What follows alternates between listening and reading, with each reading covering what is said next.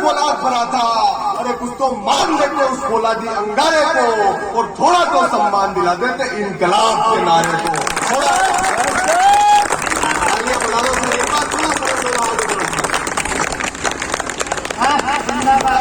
थोड़ा तो सम्मान दिला देते इनकलाब के नारे को, लेकिन कुछ नहीं मिला। वो चंद्रशेखर आजाद जो इस संकल्प के साथ चलता है कि आजादी की दुल्हन अपने देश में लेकर आऊंगा, वो अपने सीने को छलनी कर देता है। वो आजादी की दुल्हन का दीवाना, मैं 4 पंक्तियां उस दुल्हन के दीवाने के नाम करता हूँ। एक छंद हिंदी सुनने वाले कितने लोग बैठे हैं बताइए। कि दुनिया को खंजर का मंजर दिखाने और बंजर जमी को नीर देने आ गया। बड़ा हो यार, 3-4 दिन से लगातार बोल रहे, पहले ही गला बैठा हुआ हमारा। कि दुनिया को खंजर का मंजर दिखाने और बंजर जमी को नीर देने आ गया हूं मैं। तो चक्षुओं में तेज और देह में वो वेग लेके शौर्य वाली पतवार खेने आ गया हूं मैं। शौर्य वाली पतवार खेने आ गया हूं मैं। तो भारती को बेड़ियों में बैरियों ने जकड़ा था। भारती को बेड़ियों में बैरियों ने जकड़ा था। बैरियों को धरा से भगाने आ गया हूं मैं। और बंदूकों और बारूदों से जश्न मनाते हुए आजादी की दुल्हन को लेने आ गया हूं मैं। आजादी की दुल्हन को लेने आ गया। सावन में पावन हो जाती वसुंधरा पर, सावन में कोपलों को मुड़ जाते देखा।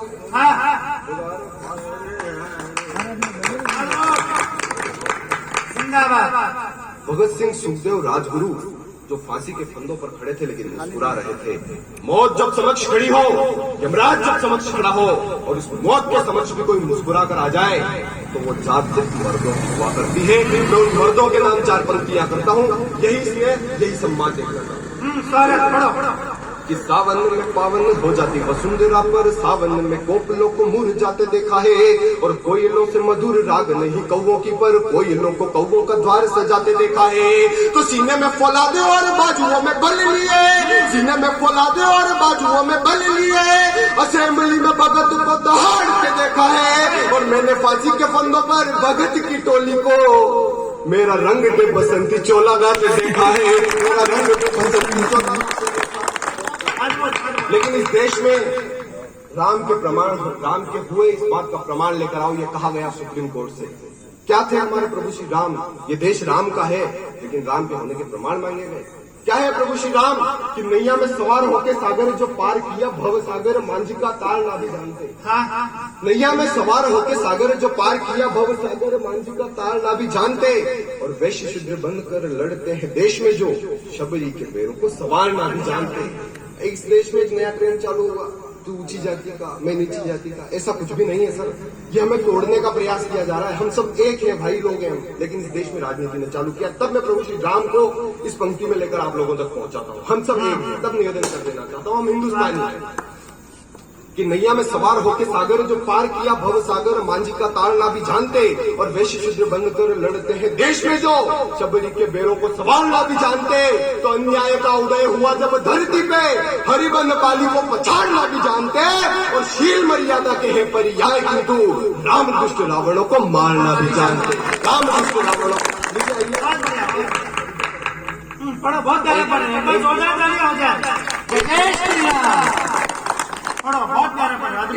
एक कविता पढ़ के अपना स्थान लेता हूँ, छोटी सी 2 मिनट 3 मिनट की एक कविता। मेरा भाई पंकज विराजमान है, प्रणाम है आपको। हिंदुस्तान की सरहदों पर वो बेटे लड़ रहे हैं जिनकी वजह से हम सलामत हैं। उन बेटों के नाम एक कविता। उसकी भूमिका सिर्फ इतनी सी है कि कारगिल का युद्ध हो रहा था, युद्ध समाप्त हुआ, युद्ध निपटा। उसके बाद एक बेटा, ये सच्ची घटना है, जब बेटा आया तो पत्रकारों ने प्रश्न किया कि तुम जब हिंदुस्तान की सरहदों पर लड़ रहे थे, तुम्हें घर परिवार वालों की याद नहीं आई? तो उस बेटे ने कहा कि उस वक्त हमें कुछ भी याद नहीं रहा, उस वक्त हमें ये देश याद रहा, ये भारत माँ याद रही। दूसरा प्रश्न उस बेटे को पूछा गया, शायद उस बेटे के सम्मान में आपके हाथ उठेंगे। दूसरा प्रश्न उससे पूछा गया कि आप जब लड़ रहे थे तो आपको रोटियों की आवश्यकता नहीं थी, आप भूखे प्यासे लड़ रहे थे, आपको रोटियों की आवश्यकता नहीं थी क्या? तो उस बेटे ने कहा कि उस वक्त हमें रोटियों की नहीं, उस वक्त हमें गोलियों की आवश्यकता थी, ताकि दुश्मनों के सीने हम बेच पाए और देश की रक्षा कर पाए। बस वहीं से मेरी कविता जन्म लेती है। मैं एक कविता सैनिक के पक्ष की, हिंदुस्तान के रणबांकुरों के लिए। एक बार भी अंशुमन आजाद आपसे ये नहीं कहेगा कि तालियां बजा दो, क्योंकि हिंदुस्तान के सैनिकों के लिए अगर आपसे तालियां मांग ली तो आपकी और मेरी देशभक्ति कहीं न कहीं कलंकित हो जाएगी। आपका मन करे तो बजा देना, नहीं तो रहने देना। आपसे कि भारत माँ के आंचल में वे माँ का क्षीर भुला बैठे, राह देखती भार्या के नैनों का नीर भुला बैठे। भूल गए रक्षा के धागे जो बहना ने बांधे हैं, भूल गए रक्षा के धागे जो बहना ने बांधे हैं। भूल गए रक्षा के धागे जो बहना ने बांधे हैं। भूल गए दुनिया देखी कमजोर हुए वो कंधे हैं। तो तीन रंग के आगे रंग रंगीला भूल गए, वंदे मातरम के आगे संगीत सुरीला भूल गए। बंदूकों से गाथा लिखती भारत के अभिमान की, ये धरती है वीरों के स्वाभिमान की, ये धरती वीरों के स्वाभिमान की। भारत के है प्यार की बंदूक जिनका कहना है।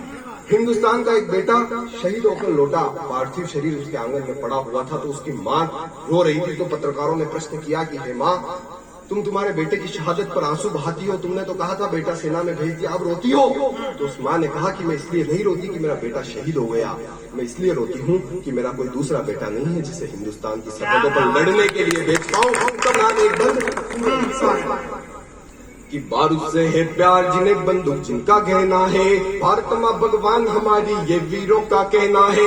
हिमवर्षा हुई मगर शोणिची राह में रुका नहीं, तब तेरे रेगिस्तान में भी वो हिंदुस्तानी थका नहीं। तो जिसकी प्रगति पर दुनिया को दावा न सते दिखा, हिमखंडों पर शोणित से जिसने हिंदुस्तान लिखा। इटला करके माँ बोली कि मेरा दीपक बुझा नहीं, इटला करके माँ बोली कि मेरा दीपक बुझा नहीं। सीना छलनी हुआ मगर दुश्मन के आगे झुका नहीं, सीना छलनी हुआ मगर।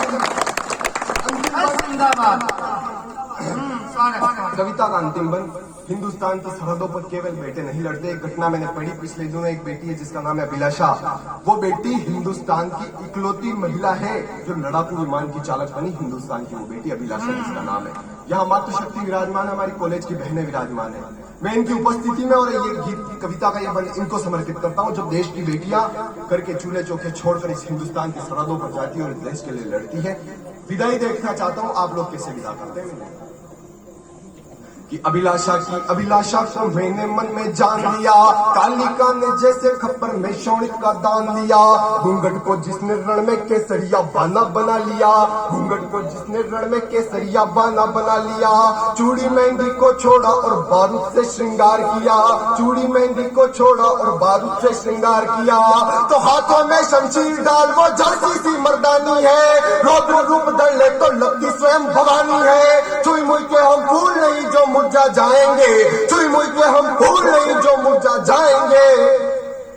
वीर करेंगे केसरिया तो हम जोहर कर आएंगे।